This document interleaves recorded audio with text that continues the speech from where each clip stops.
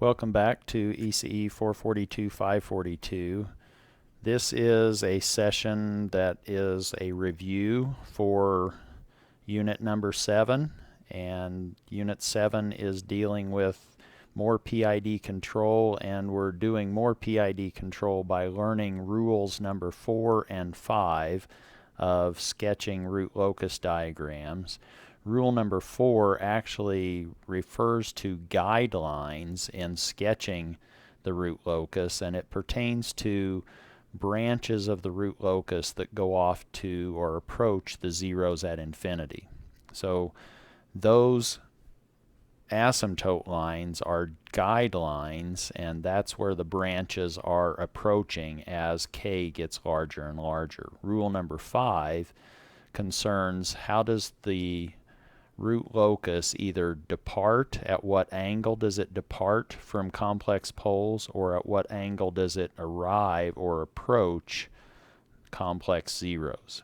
We'll then talk about PID control, and really the PID control is now providing us with a lot of flexibility. We now have a gain k to adjust, a 0 beta 1 and a second 0 beta 2. If we just use parts of the PID control, if we use the proportional, now effectively we're setting one of those betas equal to 0 and the other equal to 1, so that we really don't have anything but the proportional gain. PI control, we are having two adjustable parameters, k and beta sub 2. And PID control, we have k, beta 1, and beta 2. And we'll try to look at some examples where we control different systems with a PID controller.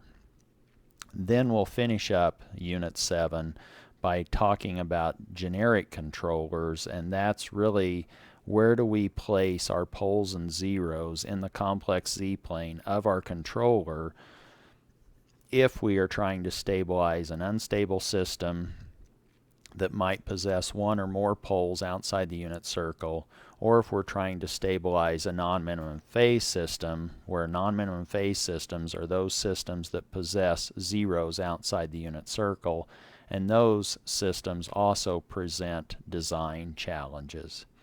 The process for Unit 7's quiz is the same as all of the previous quizzes. It's open note and open book.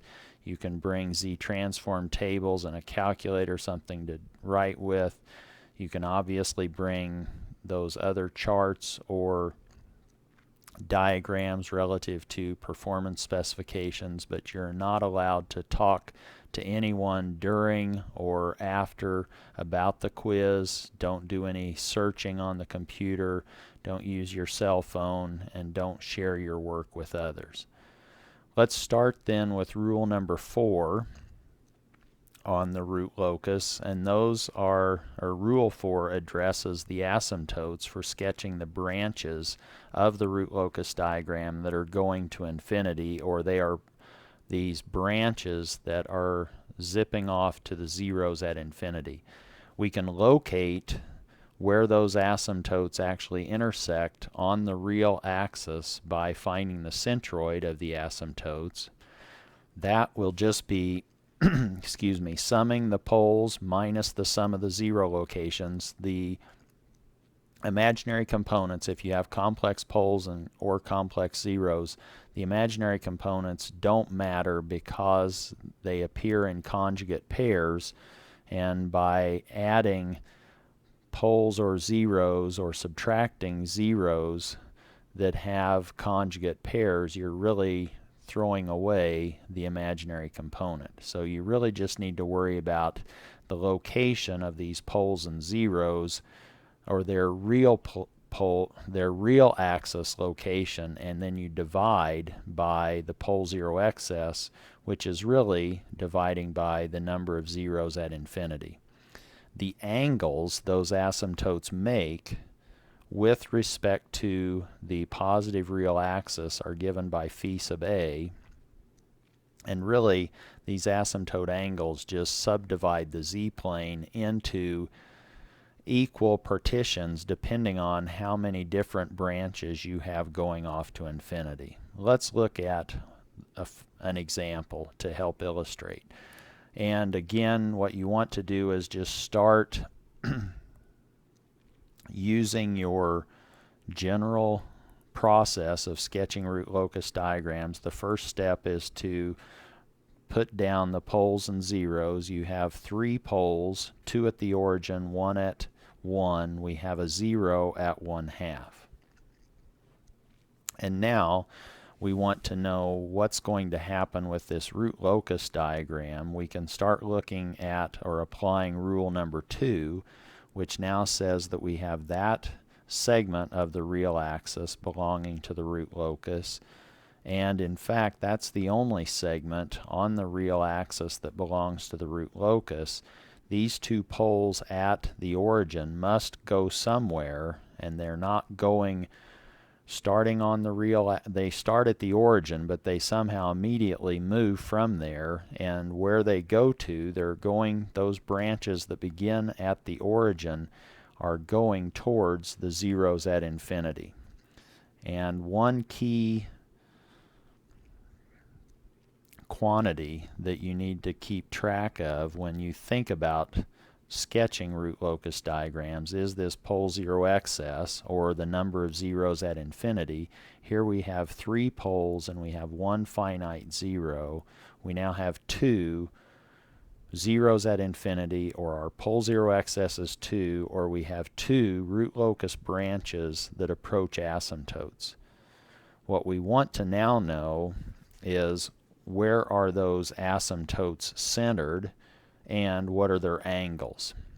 And we can calculate this in any order. Suppose we now say what are the angles of those asymptotes. We have our general formula,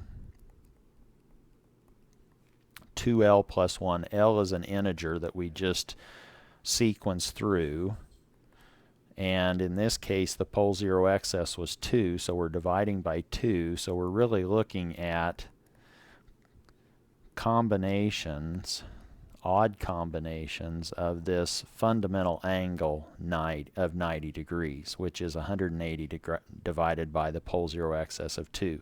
So a lot of times I may just say what is the fundamental angle, and that I would then be saying is 90 degrees.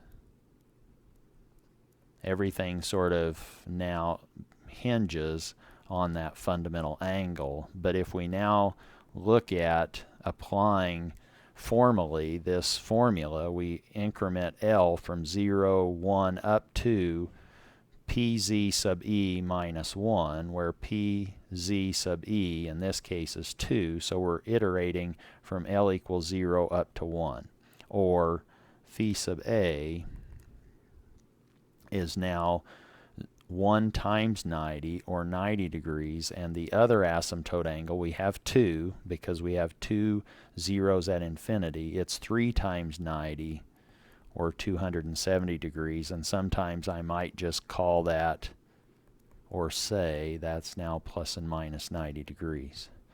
The centroid is now the sum of the pole locations. We had 2 poles at the origin, so their real parts are 0. We had another pole at 1. It has a real part at 1, and then we take away or subtract all of our finite zeros. We had a finite 0 at 1/2 in this case. Again, this is the centroid, so we have to really sort of determine where is the central tendency or the central location of all of these poles and zeros. Where is that clustered? That's going to be then influenced by the pole number, more how many more poles we have than zeros, or the pole 0 excess. In this case we have 1/2 divided by 2, or our centroid is now 1/4. We now say, oh, there's our centroid location, sigma sub a of 1/4, and relative to that point we can measure an angle of 90 degrees, and we can measure and there's the angle of 90 degrees. We can also measure the angle of 270 degrees. That angle or we could just say minus 90 degrees. What we now know is that these two poles, as they are changed, as we adjust the gain k from 0 to infinity, non-negative values of k, they now approach these asymptotes as k gets larger. So those branches are eventually going to have a real part of 1/4, and the imaginary component will be infinite. Obviously, we can't go too far if we want to keep our system stable. We need to keep inside the unit circle, and we could then we know roughly then where that's going to go through the unit circle, because we now have the asymptote curve or guidelines sketched. What about a second example? Suppose we look at this system, 10z squared times z minus 1. Again, the first step is to go ahead and write down or identify the poles and the zeros. In this case, our pole 0 excess is 3 minus, we don't have any finite zeros, so we have a pole 0 excess of 3. That means we have 3 zeros at infinity. We have 3 branches going off to infinity, and in fact we're only starting with 3 branches. We can figure out what real axis segments have root locus on them. We have a branch there. Actually, we have 2 branches in that line segment, and we have a third branch going off to minus infinity. The other 2 now are not going to go at plus and minus 90 degrees, because now our pole 0 excess is 3. Our angle or angles associated with the asymptotes are 2L plus 1 times 180 degrees divided by 3, or now they are these odd multiples of 60 degrees. 60 degrees is our fundamental angle. We now have 60 degrees. We have 3 times 60, or 180 degrees, which we see. That one's going off at minus infinity in the negative real axis direction, and the other one is 5 times 60, or 300 degrees. So this is 1 times 60. The fundamental angle is 60. 3 times 60, or 5 times 60. The remaining piece that we need is to determine where do we center this collection of asymptotes, that this angle is 60 degrees, this angle is 180 degrees, and this angle is 300 degrees, or in fact it's minus 60 degrees. We want to now know, where do we pin that centroid of these asymptotes on the real line? And that's determined by summing up our pole locations. We had 2 poles at the origin. We had another pole at 1. We have no finite zeros, and we divide by 3. We then center these guidelines at 1/3. That's supposed to be a 60-degree angle. This is minus 60 degrees. We know the 1 is zipping off at minus 180 or at 180, so that one's okay. Now we really, depending on what is asked in the problem, we now know that these are going to, we have 2 branches that approach each other. They will break away, and they break away at a relative maximum. We know the breakaway is between the origin and 1. We could determine the breakaway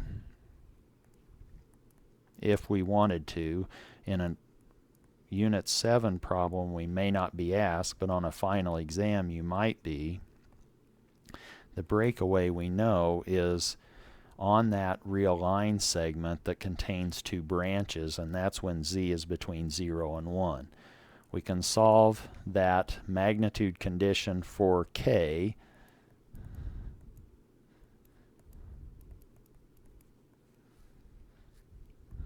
And was our numerator 10, so we need to divide by 10.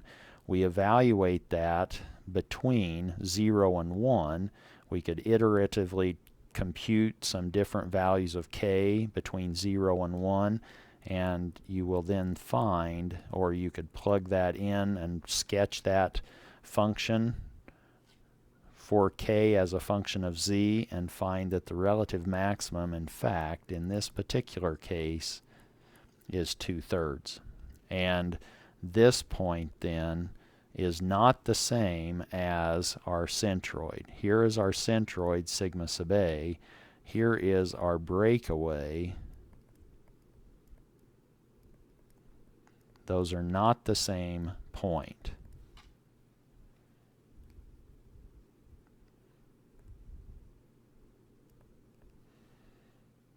But the branches do approach those asymptotic guidelines, and that's rule number 4. Rule number 5, let's look at the departure angles, or the arrival angles. Here, let's, in this first problem, actually maybe this is the only problem we will deal with. I'll assume you can calculate the arrival angles to complex zeros. But here we have two poles at 1 plus and minus j, and we have a 0 at the origin.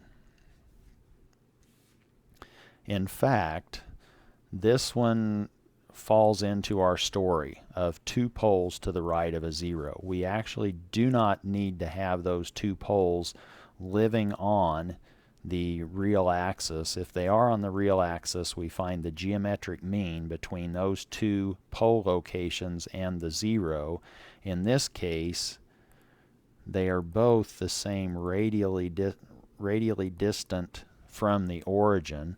R is now going to be the square root of the real part squared plus the imaginary part squared, which in this case I've made the problem easy in that sense. The radius is now the square root of 2.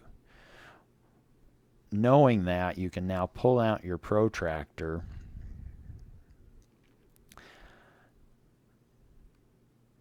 actually not your protractor. The protractor is the next step to check.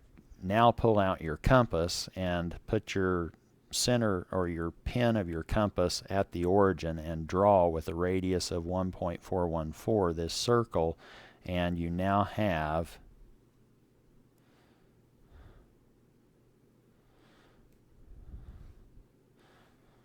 your curve. That's a circle. You also know that this line segment belongs to the root locus. One branch goes to the 0 at the origin, the other one zips off to the 0 at infinity, since your pole 0 excess in this case was equal to 1. You only have one 0 at infinity, and that always is at minus 180 for these non-negative k problems.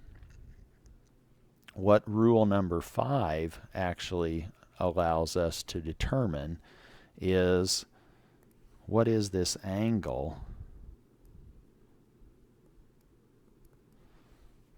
And now if you drew a tangent line to that direction that the root locus is leaving, what is alpha sub d? This is really now that we know this is two poles and a 0, we can draw it without rule number 5, but this gives us a way to sort of verify or validate the different rules. Let's now calculate alpha sub d, and the way that we're doing that is we're saying pick a point infinitesimally close to the pole and measure the angle that point makes with respect to the positive real line leaving that pole at 1 plus j1, and that angle will then be alpha sub d. This pole has an angle to that same dot, but that dot is infinitesimally close to the pole in the first quadrant, so we're measuring that angle with respect to the pole in the first quadrant. This now is theta, let's say theta sub p sub 1 or theta p sub 2. The other pole angle is alpha sub d. And we also have this angle, theta sub z. We know that since we're assuming that dot is on the root locus, then we know that those angles all have to sum to minus 180. Or Rule 5 now says that we have theta sub z minus all of our pole angles. We have alpha sub d, that's the angle that the root locus at that pole makes with the positive real line going off to the right from that pole, plus theta p1 is equal to minus 180 degrees. The way I've set this up, theta sub z is actually 45 degrees. That's vertically 1 unit and horizontally 1 unit. This is 45 degrees minus alpha sub d minus theta sub p sub 1. We're looking straight up. That's minus 90 degrees, and there's equal to minus 180. We add 90 to both sides. We have minus 90. We subtract, well, let's add alpha sub d to both sides, and then we'll have alpha sub d, and then add 180 to both sides.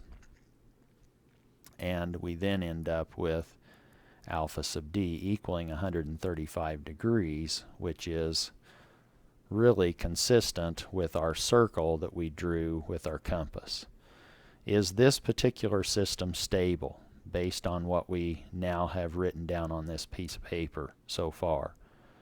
Hopefully you can see that because we're on a circle with that root locus is never going to have both branches simultaneously inside the unit circle because the radius is 1.414.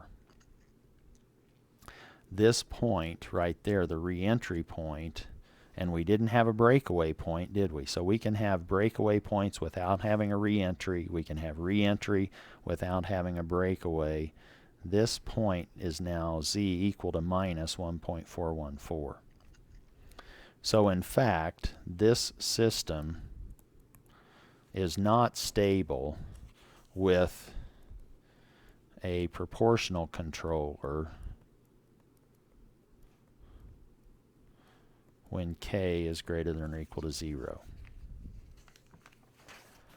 What if we actually said, well, can we do something a little bit better? Can we apply a PID controller to that? And here is our system, 2z, so g of z, we're not going to change that. That's 2z over z minus 1 squared plus 1 squared.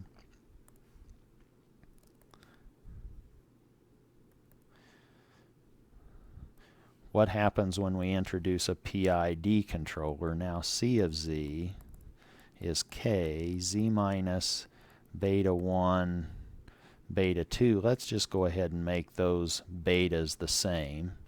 And then we have z minus 1. So we actually have a pole that cancels that 0, and that's okay. That's inside the unit circle. We have another pole there, and what we want to do now is figure out what happens when we put two poles somewhere. Let's just, for something to illustrate, suppose that we picked beta 1 equal to 1/2. If that's the case, what branches or what segments of the real axis belong to the root locus? We have this pole going to one of those zeros. And in fact, if we could sort of forget that pole at 1 and one of the zeros at 1/2, we would have our story of two poles and a 0. We don't quite have that, so we're going to have a little bit of a different shape than a circle, but it's not going to be too much different. But let's just draw something that doesn't maybe quite look so circular. That's a better circle than I've ever drawn before. But now, what do we know? Well, we might then, this one of those is going to go to that second 0. Our pole 0 excess in this particular problem, when we have all of our poles and zeros accounted for, we have 4 poles and we have 3 zeros, so our pole zero excess is 1. We in fact only have the one branch going off in the minus 180 degree direction.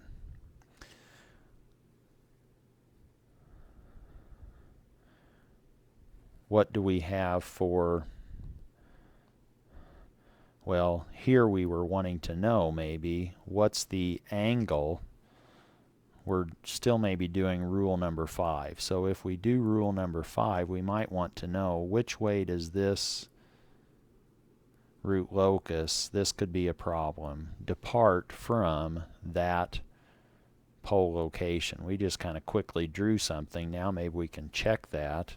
We want to now say with those zeros at 1/2, what do we have? Well, now we have 2 angles associated with those 2 zeros there. We have this angle due to the pole at 1, and we have this angle due to the pole at, let's say, the conjugate, theta sub p sub 2, and we have the other pole angle, alpha sub d. We don't need to worry about what's happening at the origin because we'd just be subtracting the same angle that we're adding that is consistent with the pole and the zero. If we now have beta 1 equal to 1/2, which is where those 2 zeros are, what is the departure angle? Well, we know theta sub z, we can calculate that. That's now the inverse tangent of, we go up vertically 1 unit and across 1/2. This is now the inverse tangent of 2, or 63.43 degrees. Theta p1, which is the pole right below the pole in question, that's 90 degrees. Theta sub p sub 2 is at the same location in terms of directly below the pole in the first quadrant, and we can now calculate alpha departure, or the departure angle, from theta z plus theta z. We had 2 zeros at the same location, minus theta p1 plus theta p2 plus alpha departure is equal to minus 180 degrees. If we add all of those in, the departure angle is 126.87 degrees, so it's now going up sharper than our original circle was when we just had 2 poles and a 0. Now we have 3 poles and 2 zeros. That angle alpha sub d is closer to 90 degrees than 135 degrees. So in this case, somebody might ask, well, is the system stable? And what you would be looking at there is you might want to know where are we re-entering.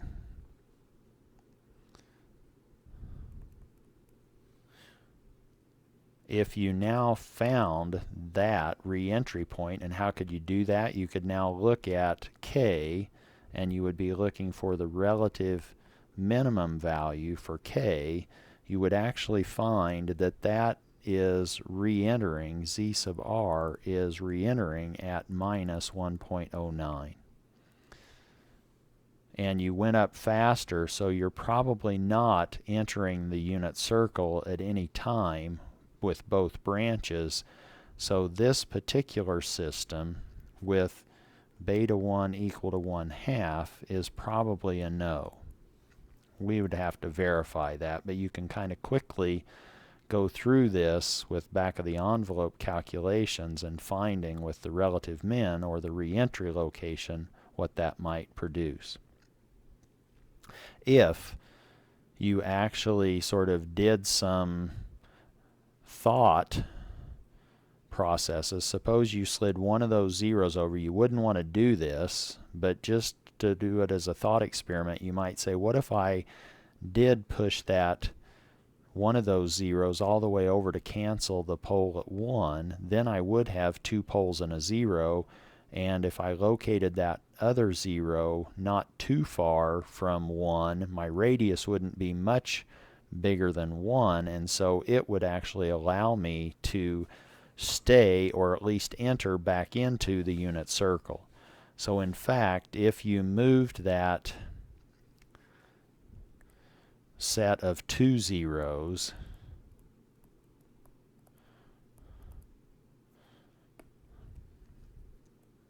to the right, maybe to 0.8, that might provide a stable closed loop system. And you could work through that, but I'm just sort of illustrating the thought process that you might want to think about. What about another system with PID control?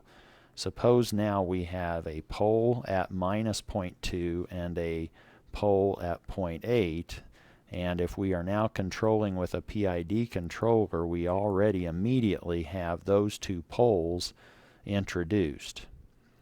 If you wanted to just sort of think about what you could possibly do, you could quickly say, oh, I can actually stabilize this system and achieve a stable closed loop behavior if in fact I located 1 0 there. So now I'm really doing a PI controller, and maybe I cancel that pole. I can always cancel poles or zeros inside the unit circle. Now I have a K Z plus 0.2 and I have a Z minus 1. I had the pole and 0 at the origin canceling each other out, so my PI controller produces the following root locus, and you couldn't crank up the gain too much before you would go outside the unit circle, but now you might crank up the gain to put your closed loop poles there, and they are fairly close to the unit circle. What if somebody says, well, can you design a PID controller to bring the delta maybe closer to the origin?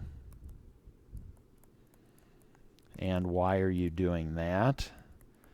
Making the radius smaller will make your system faster.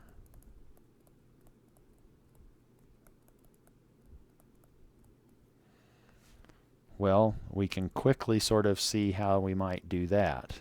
Same system. We now have a pole at minus 0.2. We had a pole at 0.8. With a PID controller, we're forcing those two, or those are fixed. Now if we wanted to actually move the closed loop poles closer to the origin in the z-plane, we could still cancel that one and we could cancel that one, but now we have the root locus living on this line segment, and we now just have a pure 2-pole system, and now we know that we are living with our real part at 0.5 instead of at 0.9. So we've made our deltas move closer in. If we in fact didn't like that, if we said, oh, a 0.5 real part is too small, a 0.9 is not quite small enough, if we wanted to now vary that or adjust that a little bit more, we might be forced to not be canceling poles and zeros, not as many anyway. We still have our PID controller, but now what we may have to do is we may go ahead and cancel that one, but we can't cancel the pole at 0.8 to give us something at 0.5 for a real part. That was too fast, let's say. Canceling the pole at the origin was too slow, so we want a Goldilocks 0. Maybe now we want to put that triangle there. Well, that means the 0 is going to be somewhere between where we did have it at the origin or where we had it at 0.8, and we could determine if somebody now fixed that delta at a given value, let's say they said, oh, that z delta needs to be 0.6 plus j 0.2, now you can use your phase angle condition. That triangle is firmly fixed. There's theta P1. Here is, let's say, theta P2. Here is theta P0 at the origin. We don't know this theta sub z because we haven't yet figured out where we are going to locate. Let's call that the second 0 in our PID controller, that beta sub 2 value. We can now use the phase angle condition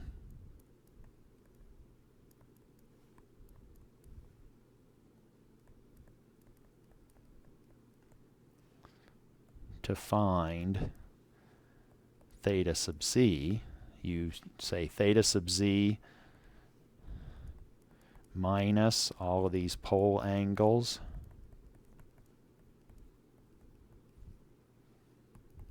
must equal minus 180 degrees. The only unknown is theta sub z. You use the phase angle condition to find theta sub z. Now you can find beta 2 from theta sub z because you now know where that triangle is. That was fixed. You know it had a real part of, let's say, 0.6 is where we had it. You now have solved for theta sub z. You know this vertical distance was 0.2. Now you know that the tangent of theta sub z, which you know theta sub z is equal to 0.2 over x.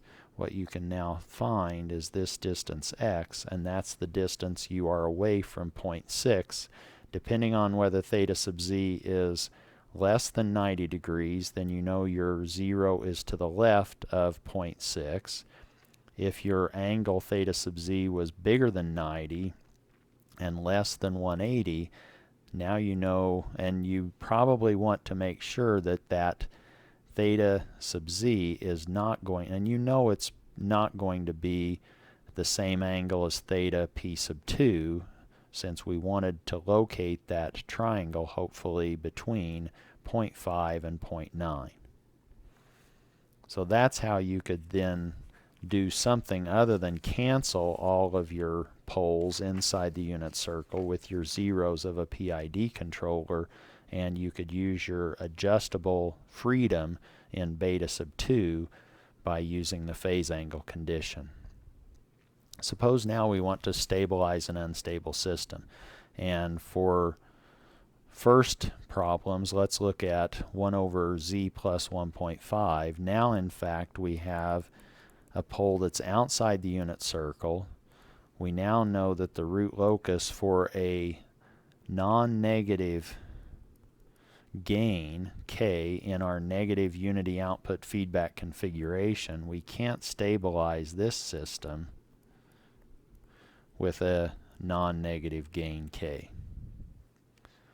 But what can we do? Well, we still have that pole at minus 1.5, but we know something about how root locus diagrams behave. What if somebody now put a pole over here in your controller? Let's say they located that at 2. Now you know the root locus diagram is going to be one that has this real line segment between the two poles, and it's going to be having asymptotes at plus and minus 90 degrees, and those asymptotes will be centered halfway between those two poles. So now we are a distance 3.5 away, so now we need to divide that in half. So we have 1 plus 0.75 away from each of these different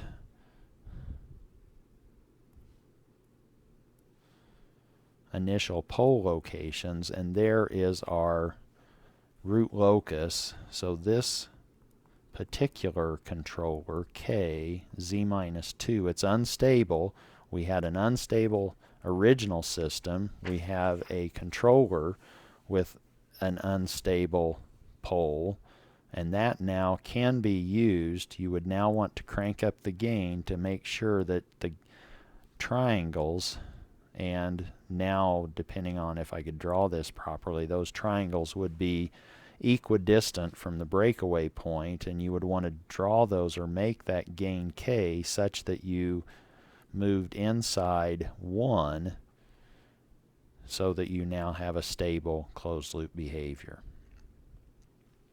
What if we were trying to now design a controller that would stabilize a non-minimum phase system, and suppose that we now have a non-minimum phase system that has a 0 at 1.5, and now let's say that we have a pole at 0.75.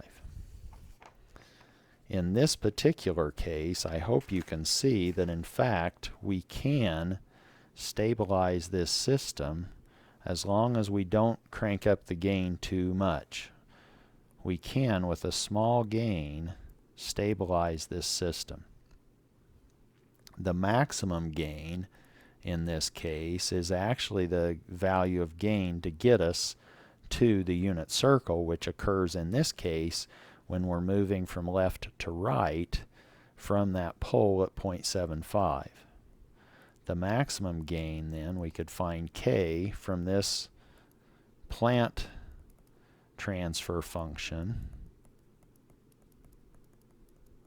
and we would evaluate that at 1. We then have 1/4 upstairs and 1/2 downstairs, where we now have a gain of 1/2. So we could actually stabilize this system for values of gain bigger than 0 and less than K box, which in this case is 1/2. But we know the accuracy in the steady state is going to have a finite error. If we wanted 0 error due to a constant input, then we need a PI controller. For this particular system then, we had a 0 at 1.5, we had a pole at 3/4, and the PI controller now forces a pole right there. Ouch. If we didn't locate a 0 somewhere, if we just put in a integrator, we would have an unstable system. So that's not going to work. We do need to introduce a 0.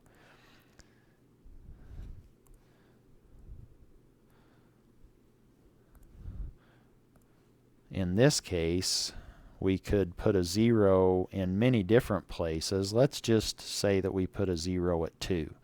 Now, here is a root locus branch. That's outside the unit circle, which isn't good, but we know that our closed loop poles begin on the open loop poles, and those are both going to, for small values of gain K, be inside the unit circle. One is going to be moving to the right from 0.75, one is going to be going to the left from 1.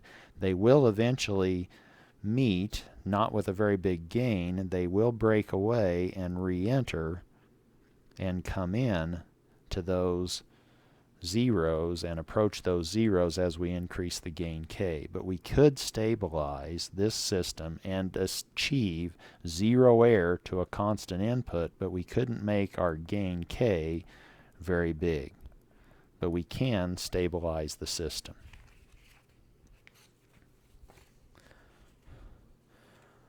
What if now somebody gives you a really challenging problem and they says, okay, do this. Now you have 2 poles outside the unit circle. We have a pole at 1.5 and we have a pole at 2.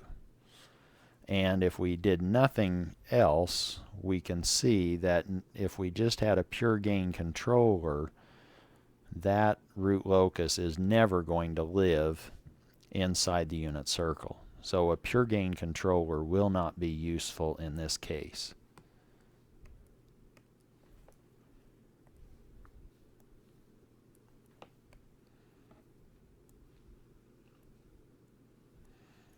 Pretend those are on the real line. What can we do? Well, let's think about maybe rule number 4 and what we know can be done with 2 poles. If we simply had a 0, maybe if we located that 0 there, if we had 2 poles and a 0, we can't just put a 0 in because then we would have a non-causal controller. But if we could do that, we would have our story. We would have 2 poles to the right of a 0. They would come here, and we could now pull those poles over and inside the unit circle. I intentionally tried to do that a little bit off the real line so that my erasing wouldn't mess everything up. Well, I kind of like that idea. So now we put a 0 there, but we can't just do it in isolation. We have to pair that up with a pole to give us a causal controller. Now what we are wanting to do is figure out where do we locate that pole. Well, if we examine the centroid, this is now rule number 4, we can use that to think about where that pole needs to be. In this case, what is our pole 0 excess? We have a pole 0 excess of 2. Just like in the original problem, we know our system would be going the root locus would be going to plus and minus 90 degrees. Now, however, sigma sub A is going to be influenced by that pole over to the left. But now we sum all of our poles, 1.5 plus 2, and then we have a minus gamma, and we subtract, and just for grins, we could have said, oh, well, that 0, maybe we put it at the origin. At 1 to make our math easier just now, but we could move it a little bit to the left if we wanted to. Let's just say it's 1 so that we can quickly sort of see the math. We have a pole 0 excess of 2.